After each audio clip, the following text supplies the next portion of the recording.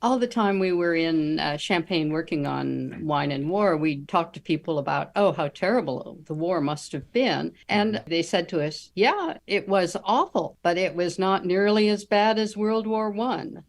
Time for Wine Talks with Paul K. Fascinating story. This is Robert Mondavi from the Michael Mondavi Winery. That tastes a lot of wine. Having a conversation with Shark Tank, Kevin O'Leary, Michael Silacci, Opus One Winery. incredible conversation with Dr. Mia Ruth. No matter what, you're definitely going to feel better. Sit back and grab a glass. It's Wine Talks with Paul K. Hey, welcome to Wine Talks with Paul K. And we are in studio today in beautiful Southern California, about to have a conversation with Don and Petie. Is it Petie or Petie? Petie. Petie Kladstrup, co-authors of the book Wine and War, and it's an incredible conversation. Introductions in just a second. Wine Talks, of course, available iHeartRadio, Pandora, Spotify, wherever you hang out for your podcasting, and now sporting the Napa and Sonoma and Bordeaux series of wines. Don and Petie Kladstrup, welcome to the show.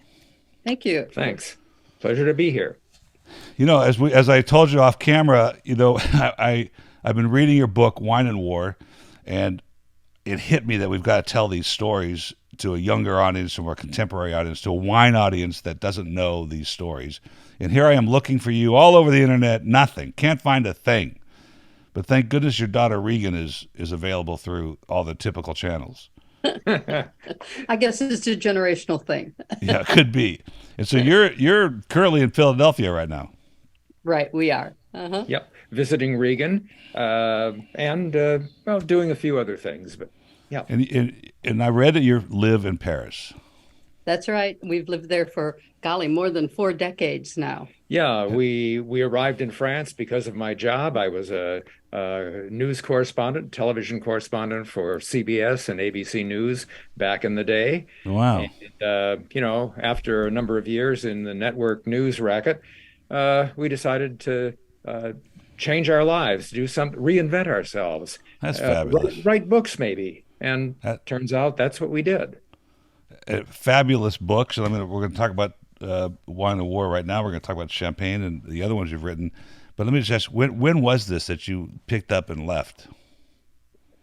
Picked up and left the network? Or No, it came to Paris. Oh, we moved to Paris in 1978. Yeah. Wow. Okay, this is fabulous. I'm sure you're familiar with the George Tabor's name, George Tabor, the author of The Judgment of Paris. Oh, Right. sure, yeah. Mm-hmm. And he was in Paris in 1976 as a correspondent for Time magazine. Right.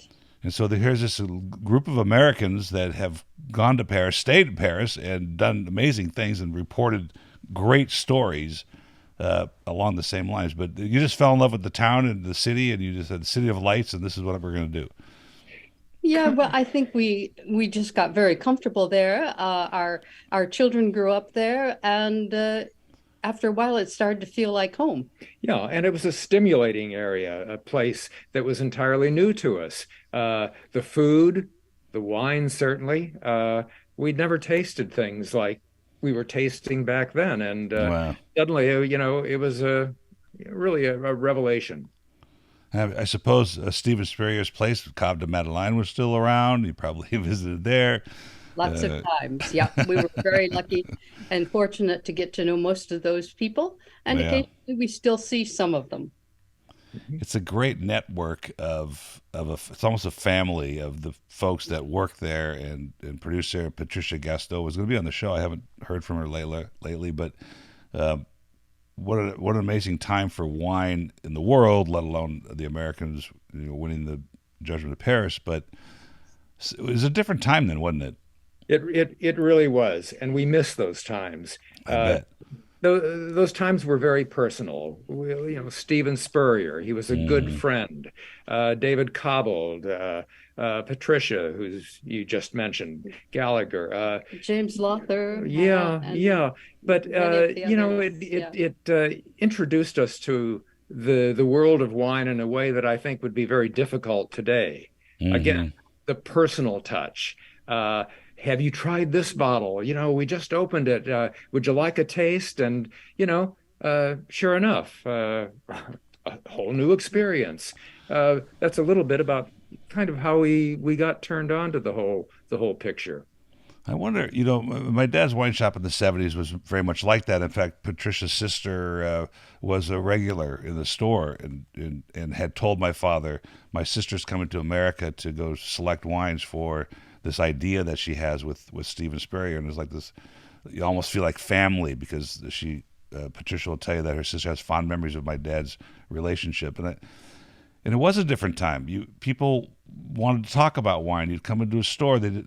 Wine was new for Americans, so you needed a conversation. It needed a taste. It needed those things. And now we've got social media, and we've got influencers and their, dramatic video of swirling the glass. But until you and I get to sit and have a glass and stimulate that conversation, it's different. Absolutely, it is. And if perhaps you saw Eric Asimov's column today in the No. New York Times, you'll know that it was another time, and that to reach the younger market now is a very, very difficult thing. I'm going to have to read that. I didn't know it came out. He's slated to be back on the show, and I had just sent him an email about the rant I'm going to do after we're done with this. Well, let's talk about Wine and War because I had done a quick sizzle reel on an episode that I wanted to produce about the four wineries absconded by the Azerbaijans during the Armenian War. And I know two of the families well, and the cultural upheaval that this created, the people that affected the wine itself, of course, the cultural contribution of the wines from Artsakh to the Armenian community is gone. It's disrupted. It's finished. And then I thought, I'm going to Google this term, wine and war, just to see what it's about. And up comes your book. So tell me about the here you are in Paris. What was the idea behind the book? Why did it stimulate your intellect? Well, I think it hit us something like it hit you, that we weren't really interested in talking about sniffing and sipping, but we were more interested in talking about and learning about how it all came about the culture, and certainly about the people who made wine. And there was one other factor that entered in. We had a house in Normandy, not far from the landing beaches. Wow. So the World War II was very close to us all the time. The idea that we were living right on its, what should I say, in its shadow made us think about World War II a great deal. And then the real key thing were some of the experiences Don had when interviewing people for network news. Those people led us to start really pursuing the topic, particularly some time spent with Gaston Huet in Vouvray in the Loire Valley. Yeah, it all began there, and it began with a guessing game. Huet Huet had invited us down to visit him, and we arrived at his home in Vouvray, and he brought us into the office, told us to sit down. We chatted for a few minutes, and all of a sudden he got out of his chair and disappeared from the room. And Petie and I looked at each other and said, "What's going on here?" A few minutes later, he returned with 3 glasses and a unlabeled bottle of wine that looked very old.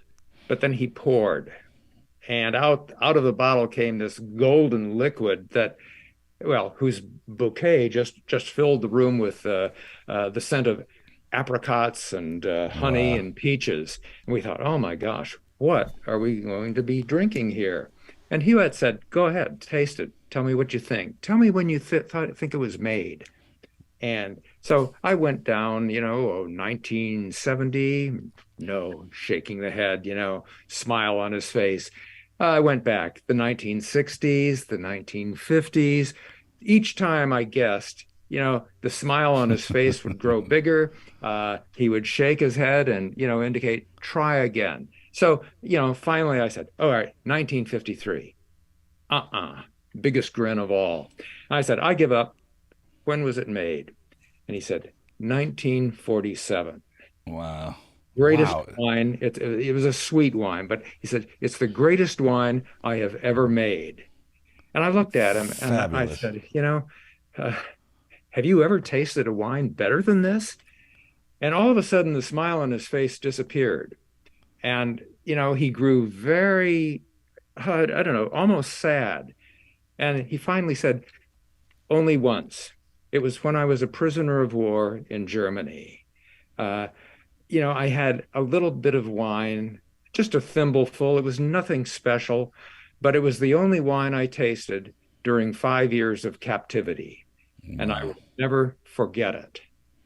And that's phenomenal. I think that was the moment when Petey and I decided, how many other stories are there out there like this?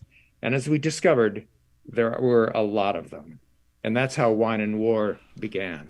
Well, Chenin Blanc, right, a Vouvray, Yes. which can make fabulous dessert wines and fabulous still wines and fabulous sparkling wines. And here he gets to share with you, which is at that point, what, 30 years old, 40, 35 years old? About what, this is 2000? When would this happen? Yes, in 2000, I would guess, or yeah, about Yeah. then. So Wow. So this is by like a then it was 43-year-old wine or Yeah, 53-year-old wine. but it, it it, it was certainly didn't taste it. it was out of this world. It was Really, it was so Wow. it fresh. was so fresh. It tasted so young that you might have thought this was made yesterday. So You know, that this is the part of wine that stimulates the intellect, and that is how does that happen? And what is this connection to the human soul that makes you sit on this camera and bestow the virtues of this wine that was already 53 years old? And it can't be defined, but it yeah, happens. No, you're right. It can't be defined. And one of the things Hewitt said to us at that point was, this was the taste of home. This is Well, what kept me going. that is the best definition of wine should be a sense of time and place that I've ever heard. I hmm mean, really. And here he yeah. is in prison, and it's keeping him alive. And he's in the, so did he talked about how he became a prisoner of war at that Yeah, time? yeah, yeah. He was a captain in the French army at the time, and he was leading a troop after the initial invasion of France in the early 19 in what mid 1940s, Yeah. not mid 1940. They were being chased by a German, I guess, division Yeah. towards the coast, towards the English Channel, Hmm. and it became apparent that they were not going to survive or they weren't going to make it. So they stopped not too far from the coast. I think it was close to Dieppe, and they were on kind of a rise in the land. And they had with them, of course, a French flag. So Hewitt said, take the flag down. And he cut the flag into small pieces and gave one piece to each of the members of his troop.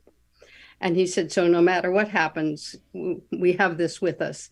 And the Germans arrived shortly thereafter, and he was marched with I think finally a group of close to 500 officers Yeah. that they had already stopped and arrested and marched back to Silesia in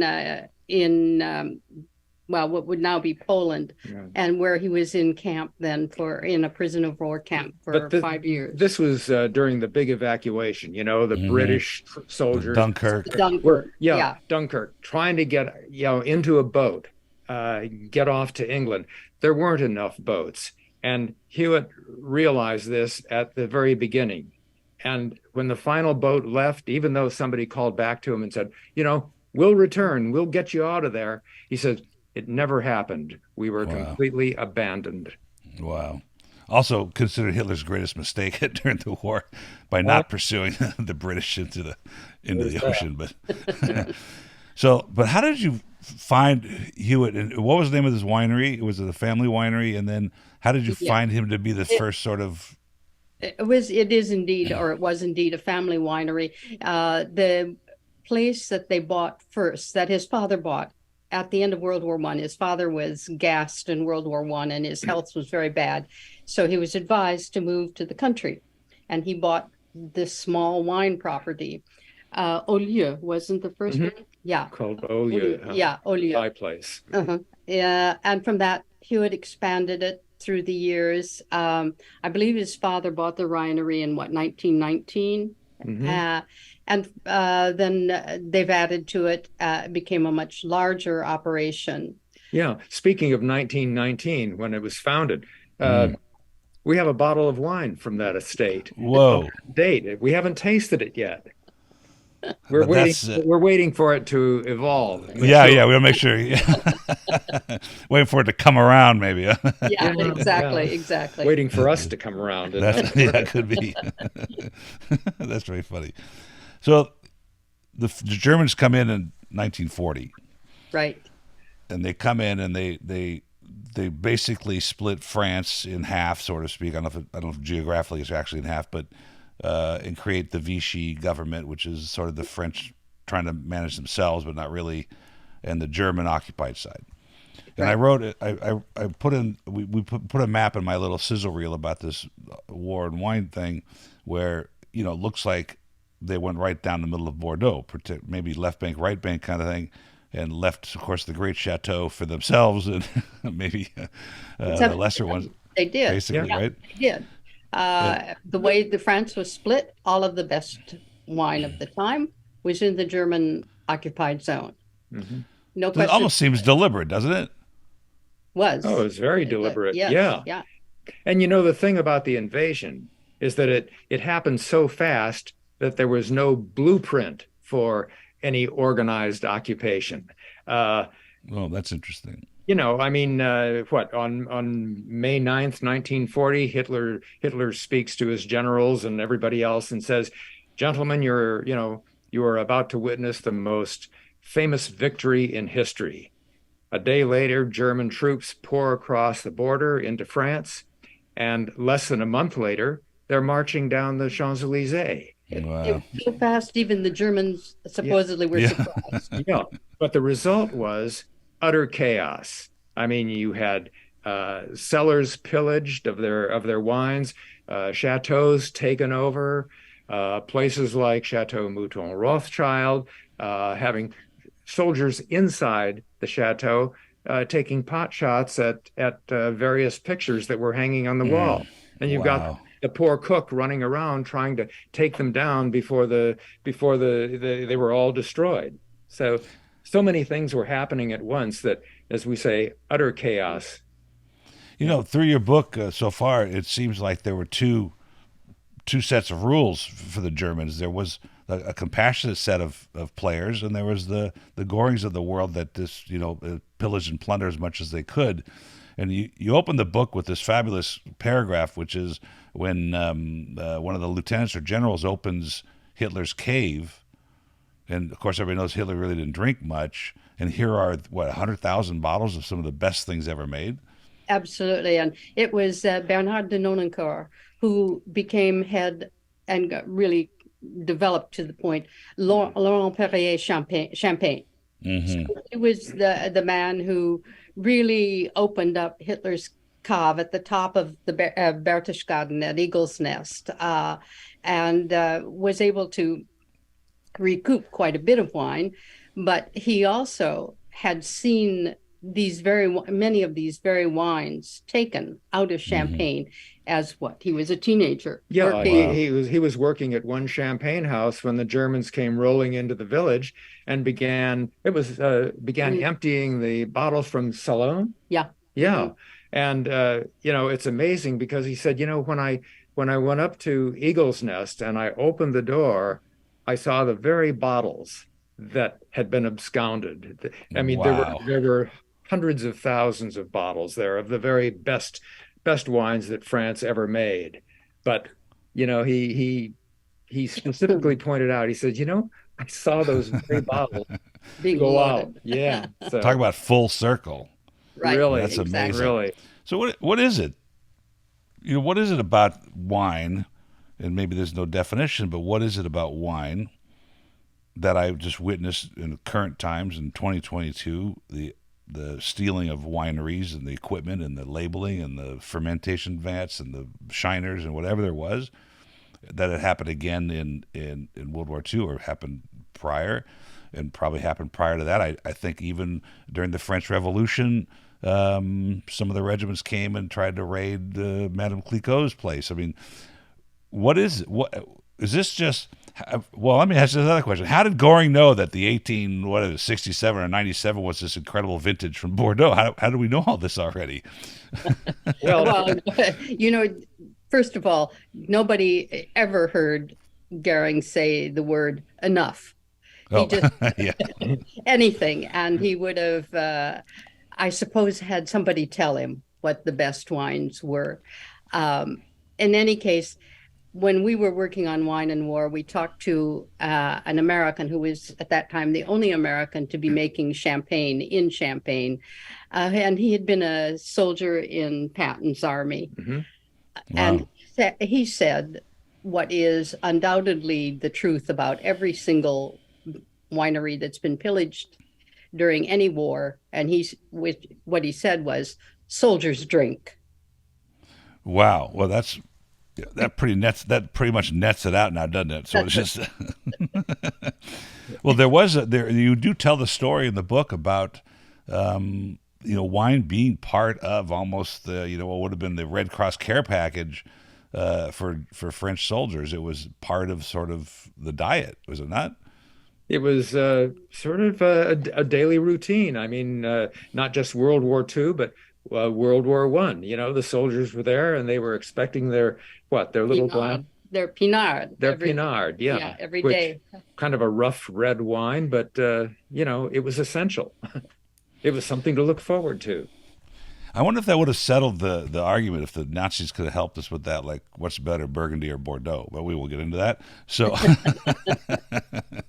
those arguments. But I didn't know, until reading your book, that Burgundy was part of this.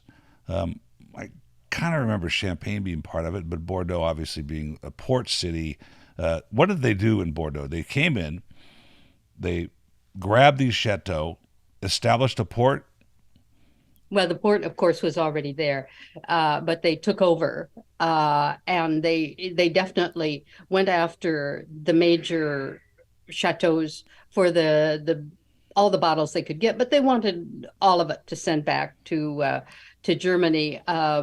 One of the things that when we were writing the book, in fact, we were halfway through, when we realized the importance of the men who were sent to be in charge of it, what the people that the French called the Weinführers, who were in charge of buying wine for the Reich, who were in charge of making sure that the shipments kept going back to Germany, and who in fact were already in the wine trade themselves, which was one of the great mistakes that the Nazi leadership made, was choosing men from the wine industry in Germany to run the wine industry in France, because they were already friends. And who were totally sympathetic to the French winemakers, because they knew that, the war would not go on forever, that the day would come when they would have to do business again.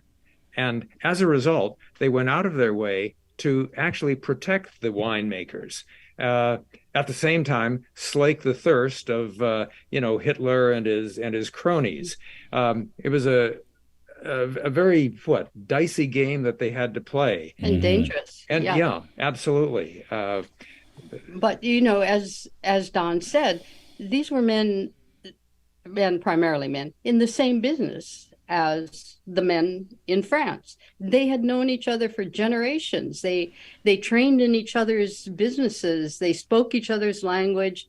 They intermarried. They were godfathers and godmothers to each other's children. It was both I guess on paper it probably seemed like a good idea. We need a wine expert to run this. But Well, that begs a lot of questions, right? I mean, yeah, not to interrupt you, but I want to set the stage for the listeners. We have Germans occupy France. They occupy certain parts of it. Certain parts are free under the Vichy government, but they hire or command a certain amount of people. That was it, one per major region. Is that the way it worked? The Weinführer was one in Alsace, one in Bordeaux, one in Burgundy, kind of thing. That's right, and one in Champagne. And one in Champagne. We talked about the chaos that erupted, at the very beginning. The German leadership realized that, we have to put a stop to this. And, we have to impose order somehow. Because, the wine is the golden goose. I mean, at the time, today anyway, it represents 1/6 of France's economy. It was even bigger then. And they realized that if we don't bring things to order real quickly, we're going to lose it all. And that's the reason that they reached into their own wine trade to bring out people who understood wine and could put their hands on the best wines France had to offer and get them back to Germany. So it seems like here's this guy, he's a person, man or woman, effectively brokering the indigenous value of a bottle of wine from this potential region, where Champagne, Burgundy, Bordeaux, or Alsace. Well, let me stop you there. Not Sure. Alsace, because Alsace was at that time German. Oh, German, yeah. Yeah, Okay, that's so right. but the others, The yes, others yeah, were. The yeah, dual personality part of the world, right.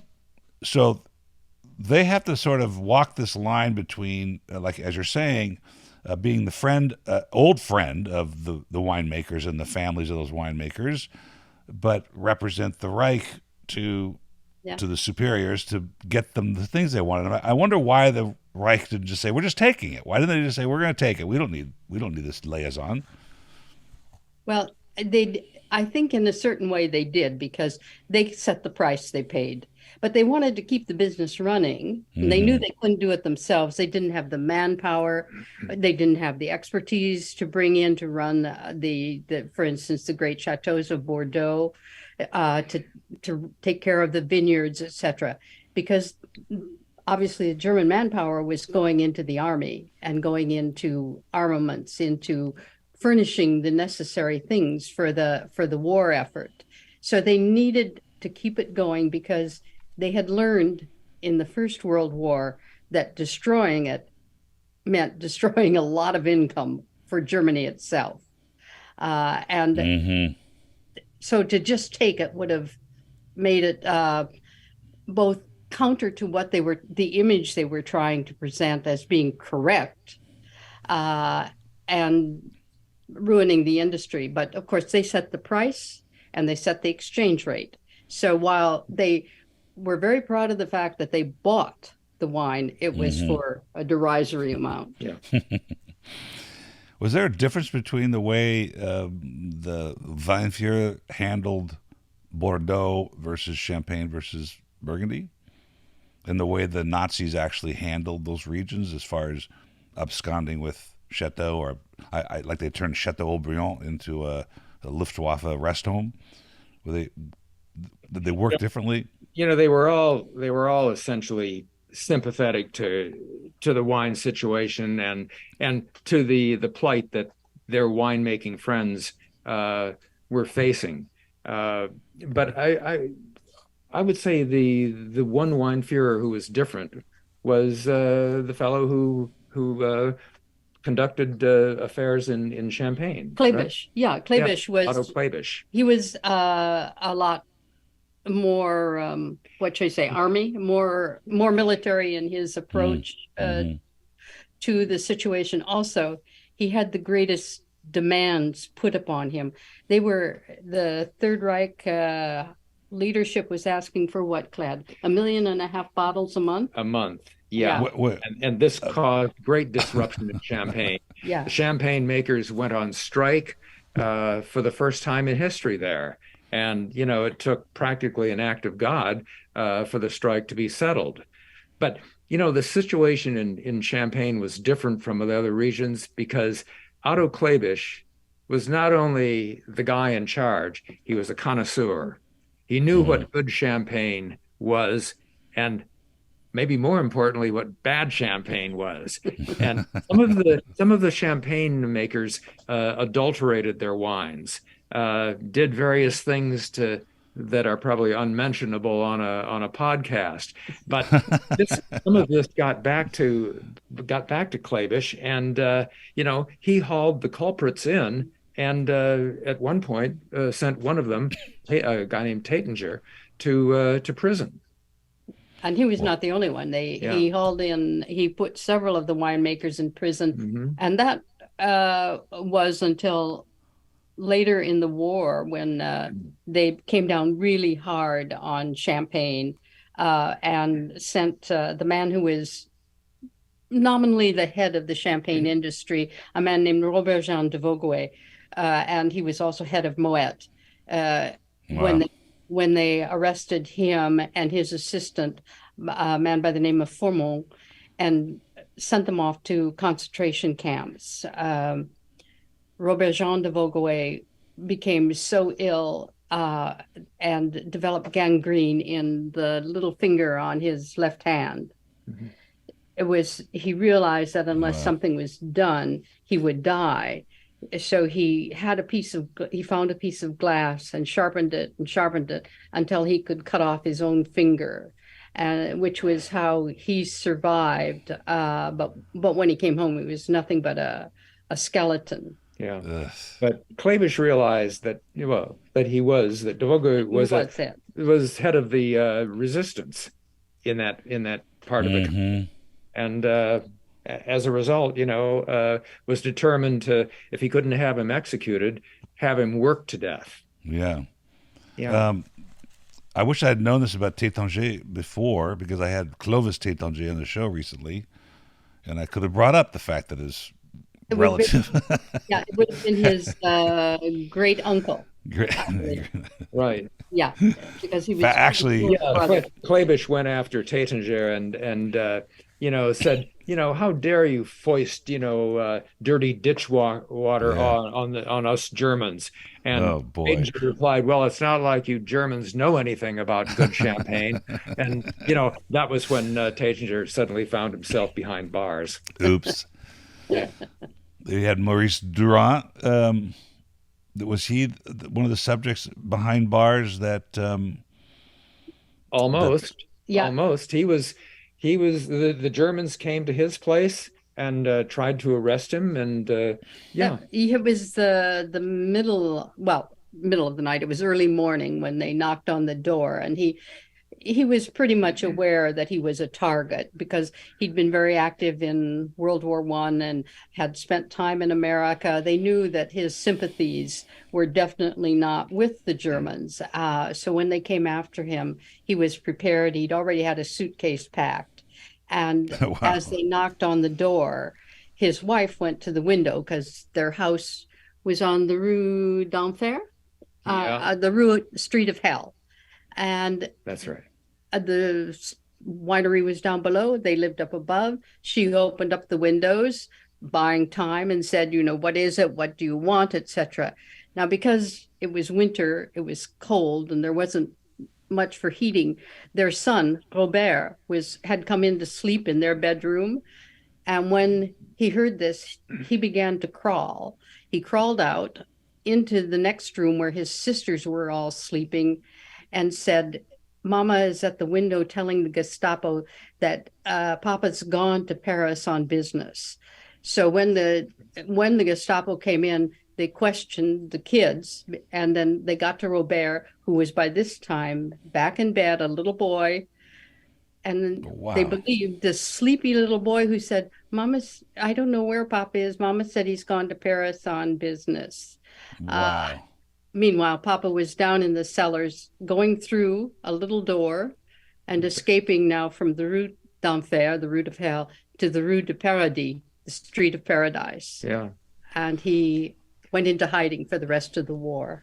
What an amazing, how did you, I understand, and I want to hear the answer to this, how you found these stories and peeled it back, but it's hard to do it justice and I'm visualizing as you're telling the story, this child crawling into his bed and saying these things, but the Gestapo is banging on the door, who was feared greatly. I think it's somewhere in your book you talk about, we're the good guys, wait till the yellow bands come, and Right. this is going to be a problem when the Gestapo. What suspense and what drama and can you do it justice? And how did you find these stories? How'd you peel them back? By chance, really. I mean, we were familiar with the wine scene in France. We took our vacations most of the time in various vineyards or wine regions, and we got to know some of the winemakers. And we sort of became acquainted with the people who went way back, whose families had a history, and so we began knocking on doors. And Hewitt was an incredible help. Mhm. He, from his contacts, he was head of what the INAO at that time in France. And he pointed us to other people, some of the men he'd been in prison with. But nonetheless, along the way, there were lots of people who said to us, nobody will talk to you. Collaboration is still a sensitive point in France. And we did have plenty of people discourage us. Yeah, one person, Chateau Bechevel in Saint-Julien. After agreeing to meet with us, after thanking us and saying, I appreciate you're taking an interest in our story, he called up and said, I'm not going to talk to you. And we said, what's going on? And we tried to persuade him, to change his mind. And he finally said, look, let the living live in peace, let the dead live in peace. Rest in peace. Rest in peace. Yeah, that too. I always blow that line. Well, I think we understood what you were saying. But by and large, even with some discouragement, we found that most people were, first of all, surprised and then very touched that we were interested in hearing about their stories and how they struggled to survive, because it was a real struggle. That's incredible. Absolutely incredible. Because you're talking 21 years ago now that you started the conversation. Many of those stories have been buried with the folks. I mean, we were talking about May Langsong. She's 96 years old or something, and she's able, but she's probably not going to tell these stories again. And how sad that there was. I'm sure they weren't trying to protect anybody at that point, or protect the Germans, or protect the relationships. They were just protecting the story. Just let it go. And how sad that is, because it's such an important story to tell. I think we were there at the right time. As you said, nearly everyone we talked to has since gone to till the vineyards in the sky, I guess. Yeah. But the rest of the time, I think that it helped being Americans. They didn't have to try and figure out where our family stood during the war, whether we were from a family of collaborators or a family of de Gaulle sympathizers. But instead, they knew what our attitudes would be. And they had all reached a point in their lives where they had done what they wanted to do, what they had hoped to do, and were perhaps ready to look back at it. Whereas before, they were really, really busy putting lives together after the war. Many of them wanted to forget about it and just move ahead, understandably. So for us, it was just the right time, and we were lucky enough to meet some of the right people. Yeah, May de Lancasang could not have been more receptive. We went to her chateau. She came trooping into the room and described in vivid detail how the Germans burned furniture there to keep warm in the winter, how the smell of oil from their jackboots and everything just permeated everything. Unreal. Yeah. And how they absconded, how the Germans took all the horses, which meant that plowing the fields meant that they had to use cows. I mean, May says, oh, those poor cows. And they had to give milk too. Wow. So, but it was just one story after another. We talked. She was a teenager. You mentioned Maurice Drouin. His family was actually well prepared, when the Germans came. Robert Drouin told us how he and his sisters went down into the Cave, and with their parents, they erected a false wall behind which they hid their most precious wines, which was Romanée Conti. They had they were distributing Romanée Conti. And then they began picking up spiders and putting them on the walls so that they could spin cobwebs and make the walls look actually older than they actually were. So it's just one story after another, one person leading us to somebody else who had a fascinating tale to tell. That's like Hollywood, right? We're gonna fake walls with fake spider. Well, they're real spider webs, but they were intentionally put. Yeah. It's kind of the question I just wrote down here was: did they disrupt history, or did they create history by by the invasion and then absconding with wines and disrupting the thing. I guess that answer isn't necessarily evident, but the difference between Bordeaux and Burgundy in general is family history. It's that there's a very tight knit group of people in Burgundy. You don't even think you're going to buy a chateau there and invade the hundreds of years of history. But in Bordeaux, you can there's chateau for sale. You can I know there's a couple of Russian-owned ones that are not doing so well right now, but they're. Well, this is not a political show, all right, so we're not going to get into that. Do you sense that some of these stories are soon lost, even though we've lost some of the players? They've handed them down to family members. I know that if I needed to speak to May Langsong, I can talk to the grandson, and he'll remember the stories. But do you think today, 23 years later after you wrote the book, that maybe some of those stories are gone forever without this book? Well, it's the only book of its kind.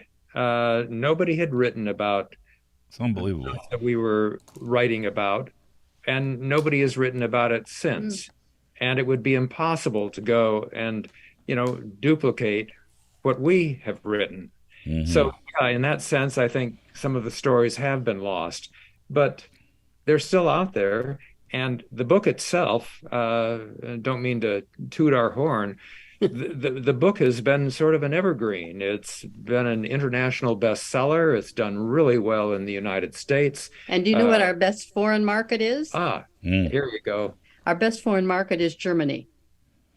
Really? Yeah. Well, I think those generations, they want to know the history too, right? Right. Yeah. Exactly. The publisher, they've had us back there on 3 book tours. I mean, and the second best market, or internationally, is Brazil, where the boys are, right? Oh yeah, right. Okay, so at least the descendants of, right, or Argentina maybe. Yeah, exactly. Perhaps, Exactly. yeah. Wow. Yeah. So there's a like, and I was trying to find it before we got on the air here, the vintage that Goering was trying to find in Tour d'Argent. Yeah. 1869 and 67.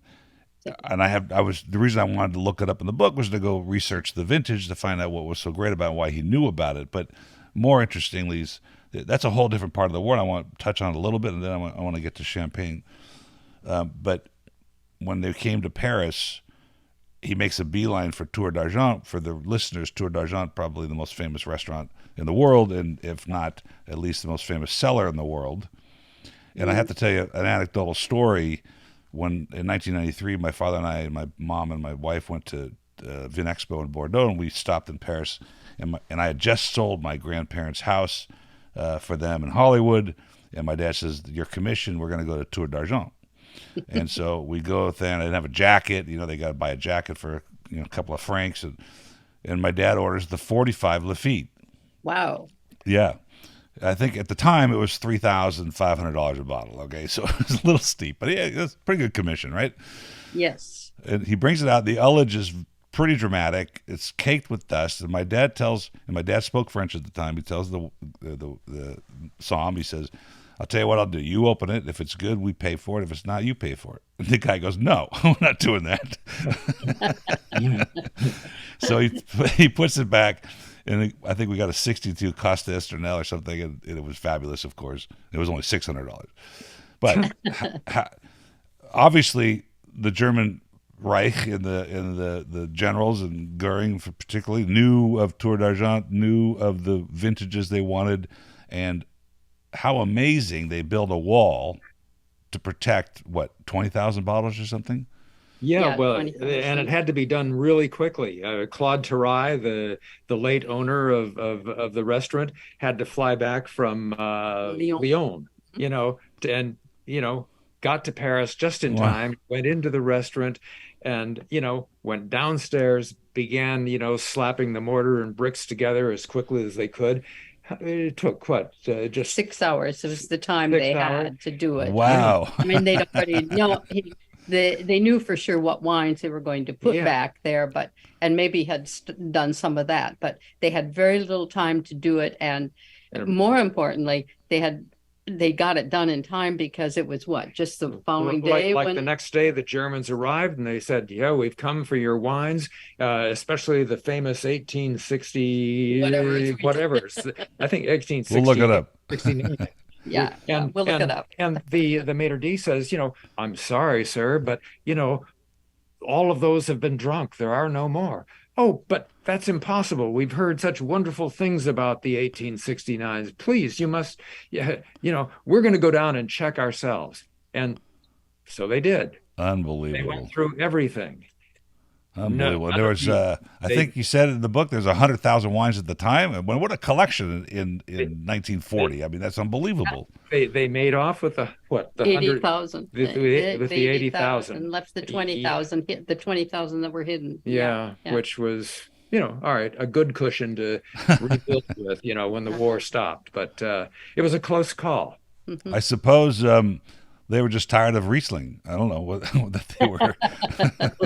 Maybe. Riesling, yeah. Just going after all the best word. Well, there's another book, you probably know of it, Gilles Armazio's The Hotel Place Vendôme, which sort of takes your story from them arriving in Paris, but now they've invaded the hotel, and Goering was a regular and hanging out in the Bar Hemingway, and all these fabulous stories that I find fascinating.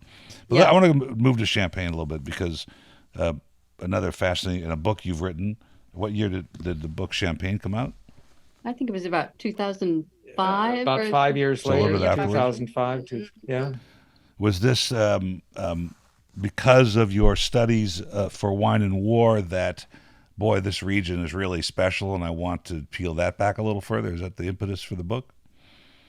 Yeah, pretty much. Because all the time we were in Champagne working on Wine and War, we'd talk to people about, oh, how terrible the war must have been. And almost universally, they said to us, yeah, it was awful, but it was not nearly as bad as World War One. So we became really fascinated by the stories of what had happened then. Of course, we weren't able to do the same kind of first-person interviews, but we were able to see a lot of the relics of the war, the remains, how the cellars were constructed. Were, for instance, in Krug, a chapel built for the Protestant soldiers. We were able to go through the cellars and see how the soldiers had marched from the train station essentially underground straight out to the front, because Pommering was right on the front line of World War One. Yeah. A big difference between the takeovers between World War One and World War Two is that in World War Two, the Germans were, determined to preserve the goose that lays the golden egg. They didn't want to destroy the wine situation there. In World War One, everything practically was destroyed. They put their hands on as much stuff as they could and then just leveled the place. Many battles were fought there, and so much armament went into the ground. The gas shells, the mustard gas, and other chemical gas, that many of the vineyards were so severely poisoned that there are still some that they can't plant in today because of the poisoning. And many towns and little villages in Champagne disappeared during the war. It was a very, very battle-scarred area throughout. When I was working with ABC News, I went out with the bomb squad. There is a bomb squad that still exists there.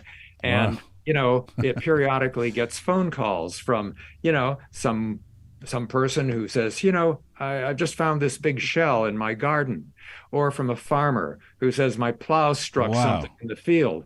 And the size of these things are like 6 feet tall, and some of them, and they're still leaking these chemicals. And when the squad collects enough of them together, they take them out to a remote area, a forest or something, and blow it all up. But in that way, the war is still very That's very amazing. alive. Yeah, that's amazing. And this is World War One shells. That's right. primarily for World War One, and practically, well, what would you say, Clad? At least once a year, maybe more, you will find that someone has died, has been killed by one of these shells. So the death toll of World War One is still growing today, Yeah. and That's amazing. yeah. It seems that poor Champagne is just, through the ages, through the French Revolution, now World War One, then World War Two, just got abused. Well, in the book you're talking about, the Champagne book, we say that it's the area that's had more bloodshed than probably any other small area in the world, because these date to prehistoric battles. We start with Attila the Hun, who fought one of the greatest battles of all, one of the bloodiest battles in Champagne. Yeah. Wow. You've got the 100 Years' War, the 30 Years' War, the Wars of Spanish Succession, et cetera, et cetera. All of them were fought in, or at least partly in, Champagne. And before that, you had wild tribes from the east invading. I mean, the whole place has suffered from an overdose of invasions. Looks like I've got my next book ready to read. I didn't know we went back that far. There's a book, Veuve Clicquot, Madame Clicquot, from Tillard Mazio also. And this is one of the subjects I want to touch on. You talk about Marie Louise and buying the winery, the chateau. Laurent Perrier? Yeah, Laurent Perrier. I knew I had it written here. This is a fascinating concept. I was going to shift gears a little bit from war crimes and into sort of entrepreneurship. A hot topic today in the wine industry is women in wine. Yeah. And everyone, or frequently we're asked, how come there are, all these widows in Champagne? Well, yeah. as you can imagine, with a lot That's of the question. wars, there's a lot of widows. And in this case, Marie-Louise de Nonancourt's husband was very badly wounded in World War One. And she was concerned about her children and how they would survive. And so with some help from her family, which happened to be named Lanson, she bought this rundown Champagne house.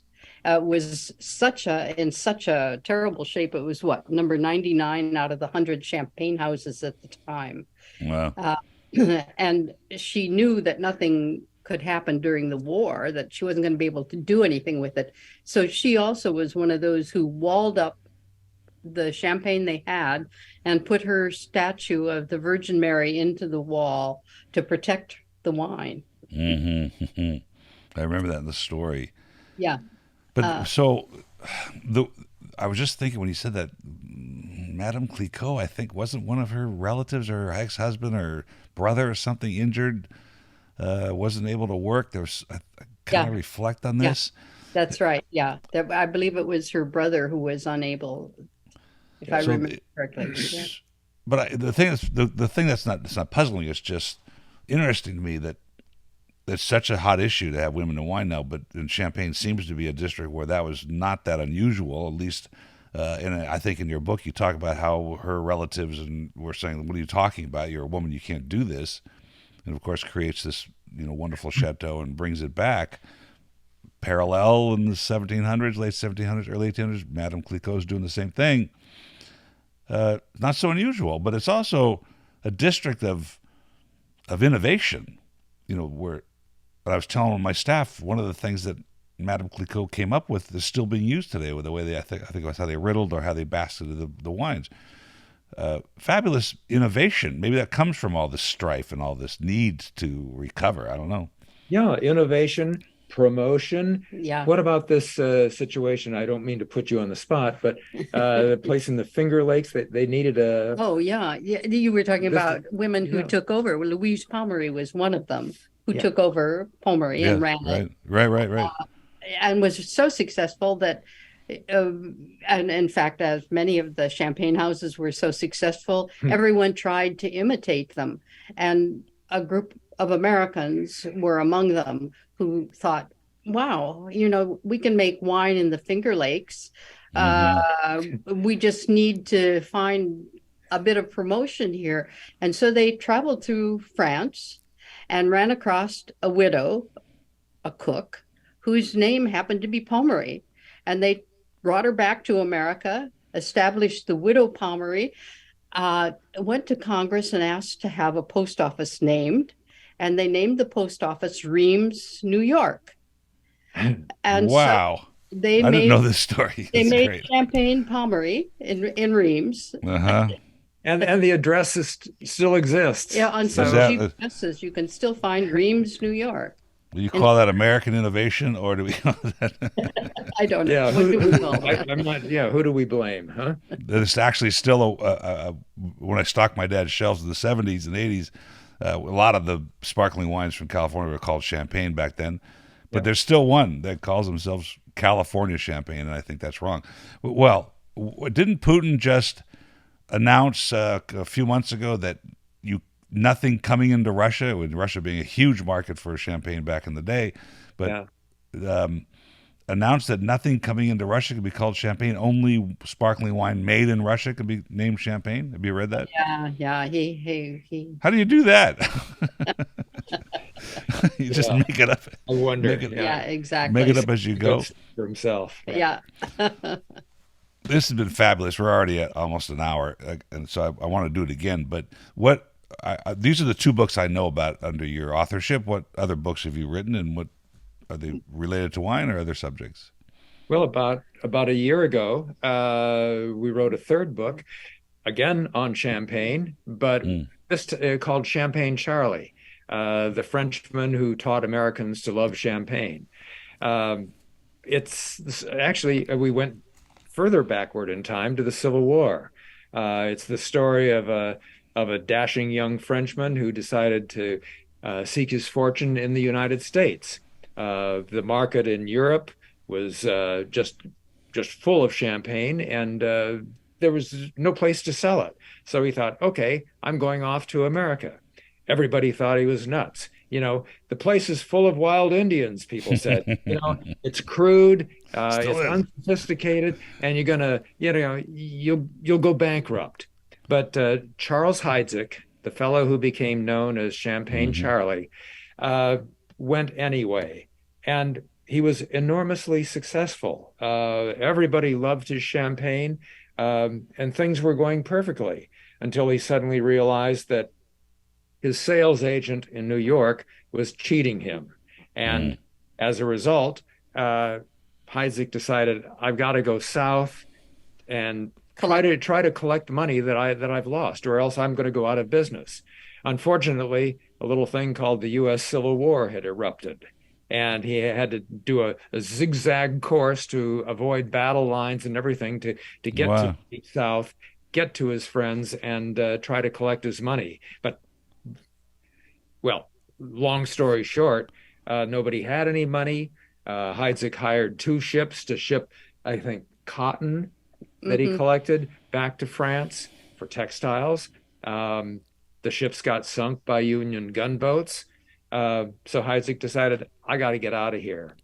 Unfortunately, he was passing through New Orleans. He was arrested by the commanding general there, a fellow named Beast Butler, and thrown into prison and nearly executed. This is probably the gist of our book. Wow. Yeah, he was saved only I've by... never heard that story. Yeah, he was saved only at the last minute by, the Lincoln administration, who didn't want to create another incident that would further inflame things. Now part of the Folio Partners Group, Michael Mondavi's family is I think the owner of the brand, right? I don't believe so. I think that's one of the other Heidsieck brands. Yeah, maybe it's Piper Heidsieck. Oh, Yeah, Heidsieck, yeah. I think EMI owns Charles Heidsieck. I have an idea for your next book. It's called the Champagne Paul, the man who taught his son-in-law to drink champagne and drove him into the poorhouse. So that's I don't, it could be very interesting. All these stories, and we're going to have to do this again because there's more to tell. But it did hit me as you're talking, and we're talking about champagne, for instance, with all the disruption over the years and the wars, and certainly the book Wine and War. And wine is about the story, and it's what changes what it feels like when you drink it. And we talked about that in the beginning of the show. And I look at Napa and Argentina, Chile, all the New World locations, Australia, and man, not only the time part, which is always sort of part of the conversation, that we just don't have the time into this industry that the old world does, but forget that. What about these events that have shaped the way people think, and in this case, one case, the way the soil works because it's full of phosphorus and they can't grow anything. But for the most part, the events, the people's families that were disrupted, the stories that were told to the kids, shape the story. And we don't have that here. We really don't. It's coming, and it's 200 years into the industry or whatever. I think post-prohibition, it's kind of restarted. But these are fascinating stories to tell. And I'm so thrilled to have the chance to have you on the show and talk about it. Well, thank you. Yeah, for us, it's a great pleasure. Really is. Yeah. No, thank you for having us. Well, we're coming to Paris, and I have this idea. I was going to contact Thiel Armazio, the author of the Hotel Place Vendôme, and I think there should be a tour of the hotel because Coco Chanel had her hidden rooms, and there were these pathways that Goering took, and the bartender can you imagine what the bartender at Bar Hemingway or the Place Vendôme heard? Now there's a book. Yeah. Is that incredible? I mean, the stories you must have heard and the drinks he made for who? I mean, it's unreal what was going on there. And yep. Maybe that is the next book, but when are you headed back to Paris? We're going back, in about 10 days, I guess it is. Yeah. Mm-hmm. Yeah. We're actually supposed to go to Armenia in June and go to a baptism. I wanted to also sort of start peeling back the story about the war in Azerbaijan and what it did to the wineries. And I wanted to go back to Paris on the way home. Our friends want to go to Greece. But I'd rather come see you, have a drink, go walk through Cave Madeleine. Well, 1945 Lafite? Yes, and open at 45. Yeah, we will. But the bulk of Don's wine is going on auction in April. Yeah. Oh, where? Sotheby's or Christie's? Art Curial. Art Curial. Art Curial, okay. Yeah. French, yeah. Uh-huh. In France or in France. Yeah. Correct. Uh-huh.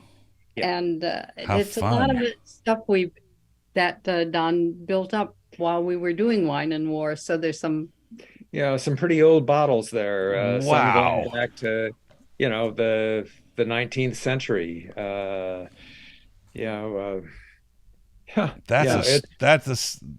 hope you're documenting this whole path of these wines. Of course, the provenance of wine is the most important, particularly older vintages. That itself's a book, just listing the wine and the provenance and how you got it and what you know about it before you bought it. That's amazing. Yeah. Well, it's putting them on auction. It's like parting with dear friends. Yeah, that's true too. I remember as a news correspondent, walking through Afghanistan and for more than 24 hours, pitch darkness. And the only thing that kept me going was picturing my cave and remembering where I placed every bottle. Oh yeah, over there were the Sauternes, and down here were some old Burgundies, and over here was some 1929 Le Berthe Brivezac, a chateau that's vanished. A chateau that no longer exists. So anyway, you're living the Huet story right there. I mean, you're repeating exactly what he went through, right? I mean, this was So Don's doing better with it than I am. In some ways I'm feeling worse about it because I know how special it was for him to build up this collection, and I think I fought against this for a long time. But wow. Okay. But hey, Paul, can I ask you a question? Sure. We started talking about these precious wines that the Germans had stored up in Eagle's Nest and that Bernard de Nonancourt discovered. Okay, it's up high on a mountain, right? Oh. Yes. How do you Eagle's suppose Nest. they got 100,000 bottles down from a place like that? There were no roads. The elevator was broken, The Hitler's elevator was broken. bombed. Yeah, because Eagle's Nest had like it's a single lane road that you can you have to pass only like at the very beginning or the very end, I think, and then now you're saying the elevator was broken too. I mean, the current Eagle's Nest. Yeah, but it was blocked. Everything. So how do we get the? I thought you were going to ask me a question I knew the answer to. Yeah. Okay. Okay. I don't. Not to put you on the spot. Hospital stretchers. They called ambulances out, parked them at the base of the mountain. The French soldiers who got there first, they were in competition with the Americans, went up with hospital stretchers and came down transporting all those bottles. The medics Wow. did this. The medics, yeah.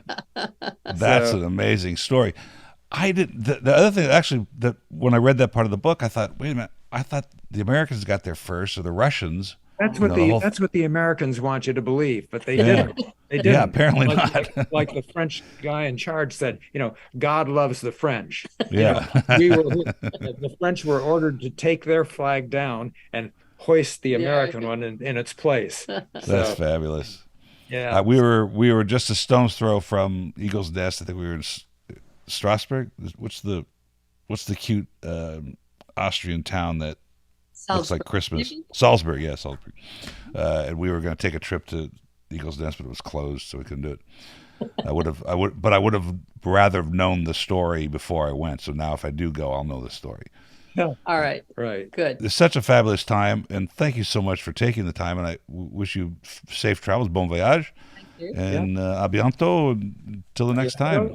Yeah. La prochaine fois. Avec plaisir. And see you in Paris, maybe. Alors, merci. Okay. Au Au revoir. revoir.